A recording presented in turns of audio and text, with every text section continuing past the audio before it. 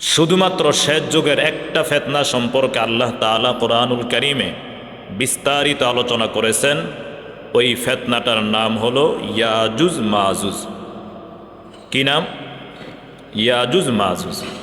তাহলে চিন্তা করেন, যেই ফিতনা সবচেয়ে ভয়ঙ্কর, নূহ নবী থেকে নিয়ে সমস্ত নবীরা দাজ্জাল সম্পর্কে সতর্ক করেছেন তার জাতিদেরকে, কিন্তু আল্লাহ তাআলা এটা কোরআনে উল্লেখ করেন নাই। কিন্তু এর বিপরীতে ইয়াজুজ মাজুজের কথা আল্লাহ তাআলা কোরআনুল কারীমে উল্লেখ করেছেন। তাহলে এই বিষয়টা কতটা ভয়ঙ্কর হতে পারে যদি আমরা শুনি, তাহলে আমরা বিষয়টা বুঝতে পারব। আল্লাহ তাআলা সূরাতুল কাহফে বাদশাহ যুলকারনাইন এবং ইয়াজুজ মাজুজের বিষয়ে বিস্তারিত আলোচনা করেছেন। আল্লাহ তাআলা বলেন, ইন্না মাক্কান্না লাহু ফিল আরদি ওয়া আতাইনাহু মিন কুল্লি শাইইন সাবাবা। আমি বাদশাহ যুলকারনাইনকে গোটা পৃথিবীতে রাজত্ব দান করেছি। মাতুলি আশ-শামস, সূর্য উদয়ের স্থানে সে ভ্রমণ করেছে। মাগরিব আশ-শামস, সূর্য অস্ত যাওয়ার স্থানেও সে ভ্রমণ করেছে। অর্থাৎ যে প্রান্ত থেকে সূর্য উদয় হয় সেখানেও তিনি গিয়েছেন, যে প্রান্তে সূর্য ডুবে সেখানেও তিনি গিয়েছেন। তো বাস্তবিকভাবে আমরা এখান থেকে তাকালে মনে হবে যে ফতুল্লা গেলে আকাশটা ধরতে পারবো। এই কারণে একজন শিল্পী বলে, দূরসীমানায় দৃষ্টি দিলে মনে হয় আকাশটা মাটিতে।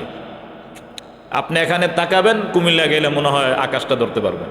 আবার কুমিল্লা যাবেন, মনে হবে যে ফেনীতে গেলে মনে হয় আকাশটা ধরতে পারবেন।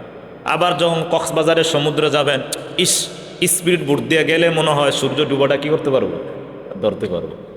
এটা হলো আমাদের দেখা, কিন্তু আপনি এভাবে দেখতেই থাকবেন, কিন্তু আপনার দেখা শেষ হবে। কিন্তু বাস্তবিক অর্থে বাদশাহ যুলকারনাইন সূর্য ডুবার স্থানেও কি তিনি গিয়েছেন, সূর্য উদয়ের স্থানেও তিনি গিয়েছেন। এবার চিন্তা করেন তার ক্ষমতার এরিয়া কতটুকু ছিল। তিনি ভ্রমণ করতে করতে, তিনি উত্তর অঞ্চলে ভ্রমণ করতে করতে এমন একটি জায়গায় গেলেন, আল্লাহ তাআলা বলেন, হাত্তা ইজা বালাগা বাইনাস সাদ্দাইন, দুই পাহাড়ের মাঝখানে একটি জনপদে তিনি গেলেন। লা ইয়াকাদুনা ইয়াফকাহুনা কাওলা, ওই জনপদে কিছু মানুষ বসবাস করে যাদের ভাষা তিনি বুঝতে পারেননি। এবার দুভাষী যিনি ছিলেন অনুবাদক, তিনি বলতেছেন, ক্বালু ইয়া যাল করনাইন ইন্না ইয়াজুজা ওয়া মাজুজা মুফসিদুনা ফিল আরদ। হে বাদশাহ যুলকারনাইন, ইয়াজুজ মাজুজ এই জাতি পাহাড়ের ওপর প্রান্তে বসবাস করে। কি করে? মুফসিদুনা ফিল আরদ, তারা আমাদের ছোট ছোট বাচ্চাদেরকে এসে হত্যা করে ফেলে, রক্ত চুষে খেয়ে ফেলে। দুই, তারা আমাদের চাষাবাদের জমিন নষ্ট করে ফেলে। এই শব্দটা মনে রাখবেন, তাহলে আমার আজকের আলোচনাটা বুঝতে সহজ হবে। মুফসিদুনা ফিল আরদ, বলেন তো দেখি। মুফসিদুনা ফিল আরদ, তারা জমিনে ফাসাদ সৃষ্টি করে, এই শব্দটা মনে রাখবেন। তো বাদশাহ যুলকারনাইন এবার তিনি বললেন, তাহলে কি করতে পারি? ফাহাল নাজআলু লাকা খরজান আলা আন তাজআলা বাইনানা ওয়া বাইনাহুম সাদ্দা, আমরা আপনাকে চাঁদা উঠাইয়া দিই, আপনি চাঁদার উপর ভিত্তি করে দেয়াল নির্মাণ করে দেন, তারা যাতে আমাদের ফসলাদি বাচ্চা কাচ্চা নষ্ট না করতে পারে। বাদশাহ যুলকারনাইন বললেন, চাঁদা দেওয়া দরকার নাই, ফাইনুনি বিকুওয়া, তোমরা আমাকে শারীরিকভাবে সাহায্য করো, অর্থাৎ তোমরা মিস্ত্রির ভূমিকায় অবতীর্ণ হও, আমি তোমাদের মাঝে এবং তাদের মাঝে প্রাচীর নির্মাণ করে দিব। সরঞ্জামাদি কি? আতুনি জুবারুল হাদিদ, তোমরা লোহাখণ্ড আনো, তামা আনো। দীর্ঘ সময় নিয়ে বিভিন্ন জায়গা থেকে লোহা এবং তামা একত্রিত করা হলো। হাত্তা ইজা সাওয়া বাইনা সদাফাইনি ক্বালা ইনফুখু, একসাথে করার পরে তিনি আগুন ফুৎকার দিলেন, আগুন জ্বালাইয়া দিলেন।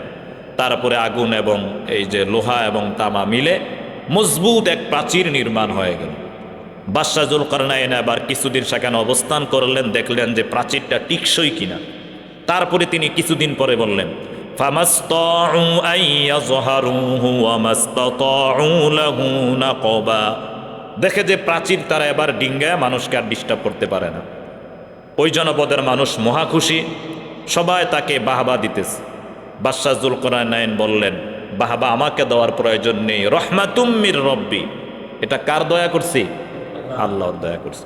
কারণ আল্লাহ তাআলা যদি আমাকে অবগত না করতেন পাহাড়ের চিপায় যে মানুষ বসবাস করে, আবার ওই জায়গায় যে দেয়ালের ওপর প্রান্তে যে ইয়াজুজ মাজুজ আছে, এটা আমি জানতামও না। এটা আল্লাহ তাআলা আমাকে জানাইছেন। তবে শুনে রাখো, ফাইজা জাআ ওয়াদু রব্বি জাআলাহু দাক্কা ওয়া কানা ওয়াদু রব্বি হাক্কা। আমার আল্লাহ তাআলার ওয়াদা সত্য। তিনি বলেছেন কিয়ামতের শেষ মুহূর্তে ইয়াজুজ মাজুজ পৃথিবীতে আসবে, ওই সময় এই প্রাচীর আর টিকবে না, এটা অটোমেটিক ভেঙে যাবে। এবার আসুন হাদিসে যাই। এতটুকু হলো কোরআনে বলা আছে, এবার হাদিসে বলা কি? যখন এই প্রাচীর ভেঙ্গে চলে আসবে তাদের সামনে সমুদ্র পড়বে, সমুদ্রের পানি তারা মুহূর্তের ভিতরেই চুষে খেয়ে ফেলবে। এবার চিন্তা করেন, পৃথিবীর ভিতরে যে 850 কোটি মানুষ বসবাস করে, সবাই মিলে পানি যদি খায়, কোনো সাগরের পানি শেষ করতে পারবে? কিন্তু ইয়াজুজ মাজুজের সংখ্যা কেমন হবে যে প্রথম পর্যায়ে যারা আসবে তারা পানি খেয়ে শেষ করে ফেলবে, দ্বিতীয় ধাপে যারা আসবে তারা পানিই পাবে না। কেমন যেন পানি সেচন করে তারপরে একেবারে এটাকে শুকনা বানায় ফেলছে। এভাবে আসার পরেই ঈসা আলাইহিস সালাম দাজ্জালকে হত্যা করার পরে তিনি যখন শান্ত হয়ে বসবেন, তখনই দেখবেন এভাবে মৌমাছির মতো ইয়াজুজ মাজুজ আসতেছে, তিনি ভয় পেয়ে যাবেন। আল্লাহ ঈসা নবীকে তখন সান্ত্বনা দিয়া বললেন, ওয়াসসালাম আলাইয়া ইয়াউমা উলিদতু ওয়া ইয়াউমা আমুতু ওয়া ইয়াউমা উবআসু হাইয়া। আমি আপনার জন্মতে আপনাকে নিরাপত্তা দিছি, যখন কাফেররা মারতে আসছে আমি আপনাকে আসমানে উঠাইয়া নিছি, আজকে এই দিনে যখন আপনার কিছুদিন পরে, কয়েক বছর পরে আপনার মৃত্যু হবে, আপনাকেও আমি নিরাপত্তা দান করব, আপনি টেনশন করবেন না।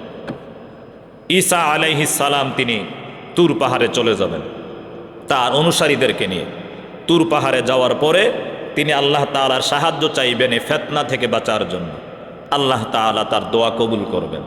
এবার বিষয়টা চিন্তা করেন, তিনি সাবেক নবী এবং এই যুগের সর্বশেষ মুহূর্তে যিনি সবচেয়ে বড় চরিত্রের অধিকারী, ওই ব্যক্তিটাও ফিতনা থেকে বাঁচার জন্য কার সাহায্য চাইছে? আল্লাহর সাহায্য। আর আমরা এই যুগে মিনিটে কবিরা গুনাহ করি। আপনারা হয়তো বা হয় না অনেকের, বাকি আমাদের হয়ে যায়, এটা বলতেছি। মানুষের প্রতি সুধারণা রাখা উচিত। যেই জায়গায় আমরা মিনিটে কবিরা গুনাহ করে ফেলি, ওই জায়গায় আল্লাহর সাহায্য ছাড়া কিভাবে যে সেজযোগী মানের উপর বাঁচা সম্ভব আমার বুঝে আসে না। একমাত্র আল্লাহ আমাদেরকে বিপদ থেকে উদ্ধার করতে পারেন। ঈসা আলাইহিস সালাম দোয়া করবেন, আল্লাহ তাআলা তার দোয়াটাকে কবুল করে এই ইয়াজুজ মাজুজদের সাথে ঈসা নবী সরাসরি যুদ্ধে জড়াইতে পারবেন না, কারণ সংখ্যা অনেক বেশি, শক্তিও বেশি। আল্লাহ তাআলা তাদেরকে ভাইরাস দিবেন, ঘাড়ে নাগাব ভাইরাস, হাদিসে বলা আছে। ওই ভাইরাসের কারণে পচে গলে সব ইয়াজুজ মাজুজ মারা যাবে, প্রচুর দুর্গন্ধ ছড়ায়া যাবে। তখন আল্লাহ তাআলা অচেনা জায়গা থেকে বড় ঠোঁটওয়ালা বিশিষ্ট পাখিকে আল্লাহ পাঠাবেন, তারা এবার মানুষের এই যে ইয়াজুজ মাজুজের এভাবে ঠোকর মেরে মুখে করে তাদেরকে পাহাড়িয়া বরফ অঞ্চলে নিক্ষেপ করবেন। পরবর্তীতে এই দুর্গন্ধ যাতে দূর হয়ে যায়, আল্লাহ তাআলা আসমান থেকে মুষলধারে বৃষ্টি দিবেন। এবার আর কোনো পৃথিবীতে ফিতনা নাই। এবার ঈসা আলাইহিস সালাম 7 বছর পৃথিবী শাসন করবে। কত বছর? প্রশ্ন, কেউ কেউ বলে 40, তাহলে কোনো হাদিসে আছে 40, কোনো হাদিসে আছে 7। মিলটা কি? মিলটা হলো যে ঈসা আলাইহিস সালামকে যখন আল্লাহ তাআলা আসমানে উঠে আনিছে তখন তার বয়স ছিল 33, আর তিনি 7 বছর শাসন করবেন, তাহলে মোট কত হলো? 40। তাহলে 2 হাদিসের মিল পাওয়া যায়। ঈসা আলাইহিস সালাম 7 বছর তিনি শাসন করবেন। তাহলে এই যে বাদশাহ যুলকারনাইন এবং ইয়াজুজ মাজুজের হিস্ট্রিটা বললাম, এখান থেকে কয়েকটি বিষয় আমরা আলোচনা করি। বাদশাহ যুলকারনাইন প্রাচীর নির্মাণ করলেন এই আধুনিক যুগে, তাহলে প্রাচীরটি কোথায়? ঠিক গত সপ্তাহের মতো জবাব, যে দাজ্জাল পৃথিবীতে অবস্থান করতেছে, ইয়াহুদি রাব্বিরা তাদের সাথে আলাপ করতেছে, সব কিছুকে আমাদেরকে দেখতে দেওয়া হচ্ছে না বা আমরা দেখি না, এটার যে জবাব, ঠিক তেমনিভাবে বাদশাহ যুলকারনাইনের প্রাচীরও পৃথিবীতে আছে। আল্লাহ বলেছেন এটা গায়েবের বিষয়, কিন্তু আমরা এটার প্রতি বিশ্বাস রাখি। অবশ্যই বাদশাহ যুলকারনাইনের প্রাচীর কি আছে। দ্বিতীয়ত আল্লাহ তাআলা এটার ব্যাখ্যা মুফাসসিরিনে কেরাম বলেন, আল্লাহুল্লাযী খালাকাস সাবআ সামাওয়াতি ওয়া মিনাল আরদি মিসলাহুন। 7টা যেমন আসমানের স্তর আছে, জমিনেরও 7টা স্তর আছে। তো আল্লাহর নবীজি বলেন ইয়াজুজ মাজুজ পৃথিবীর উপর স্তর থেকে নেমে আসবে, তারপরে সাগরের পানি খেয়ে ফেলবে, তারপরে তারা পৃথিবীর ভিতরে ফাসাদ সৃষ্টি করবে। তাহলে 7টা স্তরের ভিতরে এমন হতে পারে আমাদের অজানা আরো অনেক স্তর আছে, ওই স্তরের ভিতরে তারা কি আছেন, লুকায়িত আছে। বাস বিষয়টা। 2 নাম্বার, প্রাচীরটা নির্মাণ করার পরে এখান থেকে যারা সামাজিক কাজ করেন তাদের একটা বড় শিক্ষা। প্রথমেই তিনি এই ক্রেডিটটা নিজের জন্য দিলেন না, না এটা আমার জন্য করণীয়, আমি তোমাদের মেম্বার, আমি তোমাদের কাউন্সিলর, এটা তোমাদের জন্য করতেই হবে। তিনি এগুলো আগে না বলে তিনি বলছেন যে এটা সম্পূর্ণ কার দয়া করছি, আল্লাহ। কারণ যে কোনো সময় আমি যদি কাউন্সিল শব্দটা আমার নামের আগে লাগাই, এটা 5 বছর, সরকার যদি লাগায় প্রধানমন্ত্রী, এটা 5 বছর, আর ক্রেডিটটা যদি আল্লাহ তাআলাকে দেই, এটা সব সময়। এই কারণ অন্য জায়গায় আল্লাহ তাআলা বলেন, কুলিল্লাহুম্মা মালিকাল মুলকি তুতিল মুলকা মান তাশা ওয়া তানজিউল মুলকা মিম্মান তাশা। ক্ষমতার মানুষের, এই পৃথিবীতেও ক্ষমতার মানুষের উত্থান হয়, পতন হয় আমাদের চোখের সামনে, আমাদের আশপাশের বিভিন্ন দেশগুলিতে। এই কারণে যে কোনো ভালো কাজ করার পরে সর্বপ্রথম বাদশাহ যুলকারনাইনের মতো আল্লাহ তাআলার দিকেই সম্বন্ধ করতে হবে। দ্বিতীয় কথা, এই প্রাচীরটা থেকে বের হওয়ার জন্য তারা এখনো প্রচেষ্টায় আছেন। তারা প্রত্যেক দিন এই প্রাচীরকে ভাঙার জন্য সর্বোচ্চ চেষ্টা করেন। সন্ধ্যা হওয়ার পরে দলনেতা বলেন আমরা আজকে চলে যাই, আগামীকাল আবার বাকিটা ধ্বংস করে ফেলব। এইভাবে তারা এখনো প্রাচীরটা ভাঙার জন্য, পৃথিবীতে আসার জন্য তারা চেষ্টা করতেছে। কিন্তু সর্বশেষ যখন আল্লাহর হুকুম চলে আসবে, তখন দলনেতা বলবেন ইনশাআল্লাহ আগামীকাল আমরা বাকি দেয়ালটা ভেঙে ফেলব। আল্লাহ যদি চায় তাহলে বাকি দেয়ালটা ভেঙে ফেলবে। শুধুমাত্র এই শব্দের পাওয়ারে আল্লাহ তাআলা তাদের এই প্রাচীরটাকে ভেঙে ফেলবে। তাহলে এখান থেকে বুঝতে পারি যে কোনো জিনিস, এই মহাপ্রক্রমশালী ক্ষমতাধর দাপটশালী রাষ্ট্রগুলো তারা অনেক কিছু করতে পারে, কিন্তু আল্লাহ যদি চায় আবার কিছুই না হতে পারে। যতটা গরজে ততটা কি বর্ষে না। আল্লাহ যদি চায় আসমান থেকে বৃষ্টি আসবে, না হয় কেউ বৃষ্টি দিবে। আল্লাহ যদি চায় সমুদ্রের পানি আসমানে উঠে আনিবে বিভিন্ন মাধ্যমে, রংধনুর মাধ্যমে, বাস উঠে যাবে। কেউ 1 ফোঁটা পানি ভূমি থেকে নামাইতে পারবে না। এখনই তো বিভিন্ন জায়গায় নিচে একেবারেই নিচ পর্যন্ত পাইপ না নিলে পানি আসে না, ঠিক নেই? কারণ আগে মানুষ পুকুরে গোসল করত, কল ছিল কম, টিউবওয়েল ছিল কম, পুরা বাড়িতে কয়েকটা জায়গায় টিউবওয়েল ছিল। এখন মানুষ বাসা করে যত রুম করে তত কল বসাইতেছে, আস্তে আস্তে পানির লেয়ারও কমতেছে, নিচে পানি খুঁজে পাওয়া যায় না। বাস্তব না অবাস্তব বললাম? আল্লাহ এগুলো বুঝাইতেছেন যে আমি আল্লাহ পানি কেড়ে নিলে কেউ তোমাদেরকে 1 ফোঁটা পানি দিতে পারবে না।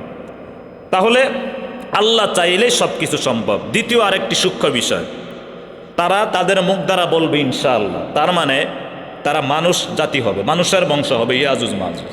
দ্বিতীয় কথা, কোন জাতি হবে? বিভিন্ন হাদিসের আলোকে বোঝা যায় এই ইয়াজুজ মাজুজ ইয়াহুদি জাতির হতে পারে। কারণ মূসা আলাইহিস সালামের সময় যখন একজন হত্যাকারীকে শনাক্ত করার জন্য আল্লাহ তাআলা বললেন গরু জবাই করো, ওই গরুর গোশতটা মৃত ব্যক্তির শরীরে টাচ করো, সে জীবিত হয়, বলে দিবে তার হত্যাকারীকে। মূসা নবী যখন বললেন গরু জবাই করো, তখন তারা বলল গরুটার সাইজ কত হবে, কত কেজি গোশত হবে, চাষাবাদ করবে কি করবে না, রং কেমন হবে। বনি ইসরাইল মার্কা প্রশ্ন করতে করতে একেবারেই গরুটাকে পাওয়া তাদের জন্য দুষ্কর করে ফেলল। যখন সব বিষয় বিস্তারিত বলে দিলেন, এরকম কালার হবে, চাষাবাদ করতে পারবে না, একেবারেই নিখুঁত হতে হবে, তখন তারা বলল ওয়া ইন্না ইনশা আল্লাহু লামুহতাদুন, অচিরে তাহলে আমরা এই গরুর সন্ধান পাব। তাহলে আহলে কিতাব যারা, খ্রিস্টান, ইয়াহুদি, মুসলিম, এই 3টা জাতি হলো কি আসমানি ধর্মগ্রন্থের অনুসারী। ইয়াহুদি জাতি এটাও আসমানি ধর্মগ্রন্থ, আসমানি ধর্ম। খ্রিস্টান এটাও আসমানি ধর্ম, কিন্তু এটার ভিতরে কি চলে আসছে, পরিবর্তন চলে আসছে। ইসলামও আসমানি ধর্ম, এটার ভিতরে পরিবর্তন এখনো আসেনি। যেহেতু তারা আসমানি ধর্ম, সেই কারণে আলহামদুলিল্লাহ, সুবহানাল্লাহ, ইনশাআল্লাহ এগুলো তাদের জবান থেকে অটোমেটিক চলে আসে। যার কারণে আমরা বুঝতে পারলাম যে ইয়াজুজ মাজুজ এটা অবশ্যই বনি ইসরাইল জাতির কোনো না কোনো অংশ হবে। আল্লাহ তাআলা এবার ইয়াজুজ মাজুজের কথা আরেক জায়গায় বলতে গিয়ে বলেন, হাত্তা ইজা ফুতিহাত ইয়াজুজ ওয়া মাজুজ, ইয়াজুজ এবং মাজুজ জাতিকে যখন খুলে দেওয়া হবে তখন তারা পৃথিবীতে আসবে। একটা বিষয় মনে রাখবেন, যে সমস্ত বিষয় আসমান থেকে উপর থেকে নাজিল হয়, আল্লাহ এই জায়গায় বলছেন ইন্না আনজালনাহু, আমি আসমান থেকে নাজিল করছি। আর যেগুলো খুলে দেওয়া হয় তার মানে এটা আছে কোথায়? পৃথিবী। বুঝেন নাই? আল্লাহ তাআলা এখানে যদি বলতেন ইজে হাত্তা ইজা উনজিলাত ইয়াজুজ ওয়া মাজুজ, ইয়াজুজ মাজুজকে নাজিল করা হবে, তার অবতীর্ণ হবে, তাহলে মনে করতাম অস্তিত্ব নাই। কিন্তু আল্লাহ তাআলা বললেন ইজা ফুতিহাত, যখন খুলে দেওয়া হবে তারা পৃথিবীতে আসবে। তার মানে ইয়াজুজ মাজুজের অস্তিত্ব পৃথিবীতে আছে। এবং যেহেতু তারা পৃথিবীতে, ওই যে বললাম মুফসিদুনা ফিল আরদ, তারা জমিনে ফাসাদ সৃষ্টি করত, ঠিক তেমনি ভাবে এই ইয়াজুজ মাজুজ এবং দাজ্জালের সাথে ইবলিসের এখনো সম্পর্ক আছে এবং শেষ পর্যন্ত থাকবে। গত সপ্তাহে আমরা বলেছিলাম যে মৃত ব্যক্তিকে জীবিত করবে দাজ্জাল কার সহযোগিতা নিয়ে? শয়তানের সহযোগিতা নিয়ে। ঠিক তেমনি ভাবে ইয়াজুজ মাজুজ এখনো পৃথিবীর বিভিন্ন জায়গায় তারা প্রভাব বিস্তার করে আছে। এটা বলার জন্যই আপনাদেরকে বলেছিলাম মুফসিদুনা ফিল আরদ, এই শব্দটা আপনারা মনে রাখবেন। আপনারা হয়তো অনেকে মনে করতে পারেন যে ইরান ইসরায়েল আমেরিকার এই যুদ্ধ বিরতি হয়েছে, মনে হয় এটাই শেষ। এটা শেষ নয়, এটা আস্তে আস্তে মহাপ্রলয়ের দিকে যাবে, বিশ্বযুদ্ধের দিকে ধাবিত হতে পারে, আল্লাহ না করুক। কারণ যে কোনো জিনিস প্রথমে শুরু হয় এক চিন্তা নিয়ে, কিন্তু এটার সাথে রাজনৈতিক এবং ধর্মীয় বিভিন্ন চিন্তা মিলতে মিলতে এটা মহাযুদ্ধে ধাবিত হয়। নবীজির হাদিস তো বাস্তবতা হবে যে মালহামা হবে কিয়ামতের আগে, এটা আরবের প্রত্যেক ঘরে ঘরে পৌঁছে যাবে। ওই মালহামাটা মধ্যপ্রাচ্য থেকেই শুরু হবে। দ্বিতীয় কথা হলো, ইরানের সবচেয়ে গুরুত্বপূর্ণ অংশ ইহুদিরা এটাকে দখল করতে চায়, এটা হলো ইস্পাহান। জায়গাটার নাম শুনছেন? নবী করিম সাল্লাল্লাহু আলাইহি ওয়াসাল্লাম বলেন ইস্পাহানের ৭০,০০০ ইহুদি দাজ্জালের অনুসরণ করবে। অলরেডি অনেক ইহুদি ইস্পাহানে বসবাস করা শুরু করছে। চিন্তা করেন, এখনো তাদের ১ কোটি ১.৫ কোটি হয় না গোটা পৃথিবীতে। ওই জায়গায় নবীজি বলছেন শুধু ইস্পাহানে কত হাজার ইহুদি থাকবে? ৭০,০০০। তো তারা অলরেডি কয়েক হাজার মানুষ বসবাস করা শুরু করছে। কারণ তাদের এগুলো আস্তে আস্তে এগুলো দখল করেই সেখান থেকে তারা ইসরায়েল থেকে, জেরুজালেম থেকে তারা পৃথিবী শাসন করবে তাদের ভুল মাসি ত্রাণকর্তার মাধ্যমে। এবার আসুন আরেকটি বিষয় আপনাদেরকে সতর্ক করি।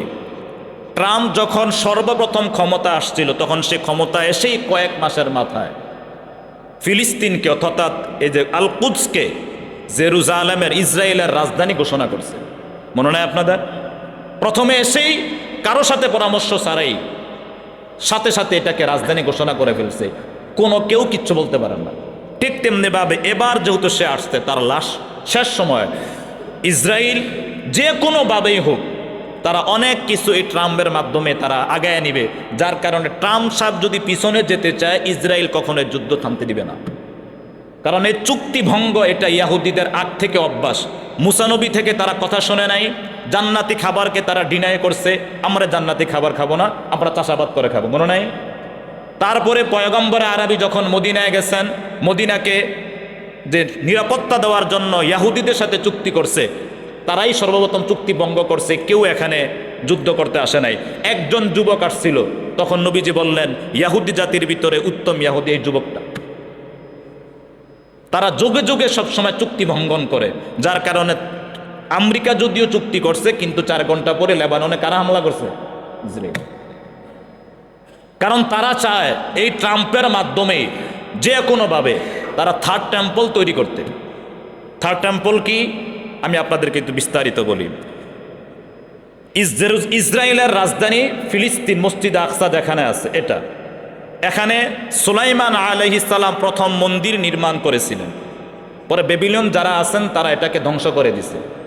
দ্বিতীয় মন্দির এটাকে ধ্বংস করে দিছে রোমানরা। এবার তারা তৃতীয় আরেকটি মন্দির তারা স্থাপন করতে চায়, যে এখানে বসে তাদের মাসি তথা দাজ্জাল গোটা পৃথিবী শাসন করবে। এগুলো সব হাদিসে এবং তাদের বিভিন্ন কিতাবে এগুলো বর্ণিত আছে। এই থার্ড টেম্পল নির্মাণ করার পরে এটাকে তারা পবিত্র করবে কিসের মাধ্যমে? একটা লাল গরু জবেহের রক্তের মাধ্যমে। এমন লাল গরু নিখুঁত, তারা আমেরিকা বিভিন্ন জায়গা থেকে যেখানে গরুর সন্ধান পায় তারা অলরেডি অনেক গরু তারা কিনে রাখছে, যে যখনই থার্ড টেম্পল তারা নির্মাণ করে ফেলবে মসজিদে আকসা ভেঙ্গে, তখনই তারা এটাকে জবে করে পবিত্র হয়ে তারা মাসির জন্য প্রার্থনা করবে। যার কারণে লম্বা সময় প্রায় 40 দিন যাবৎ মসজিদে আকসা বন্ধ ছিল। আপনারা হয়তো অনেকে জানেন না, যতদিন যুদ্ধ চলছিল ইরান ইসরায়েলের ততদিন মসজিদে আকসা তালাবদ্ধ ছিল। ঈদের ভিডিও আপনারা দেখতে পারবেন না এবছরে, কোনো নিউজ নেই, কারণ যুদ্ধ লাগবে পৃথিবী, কিন্তু তারা এটাকে ইসরায়েল তারা এটাকে ধর্মযুদ্ধ হিসাবে নেওয়ার সম্পূর্ণ চিন্তা ভাবনা করবে। তো এই কারণে আমরা যারা ভাবতেছি যে চুক্তিবদ্ধ হয়েছে, বিরতি থেকে গেছে, না বিরতি না, একটু শ্বাস প্রশ্বাস শক্তি নিয়ে আবার তারা মধ্যপ্রাচ্যে হামলা করবে। প্রিয় ভাইয়েরা, আল্লাহ তাআলা আমাদেরকে ফিতনা ফাসাদ থেকে হেফাজত করুক।